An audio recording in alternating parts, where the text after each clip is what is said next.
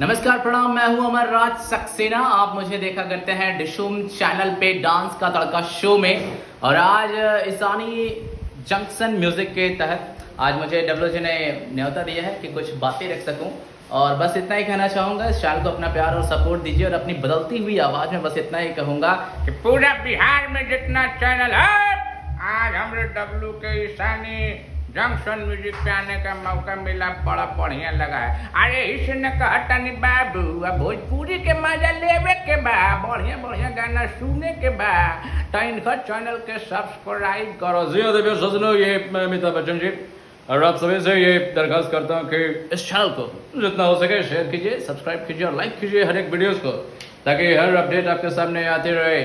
और देखो, अगर नहीं करोगे ना तो सच बताती हूँ, तुमसे मैं कभी बात नहीं करने वाली, समझी। अगर मुझसे बात करना चाहते हो तो प्लीज डब्ल्यू के चैनल को सब्सक्राइब करो ना, प्लीज करो ना बाबू, कर दो।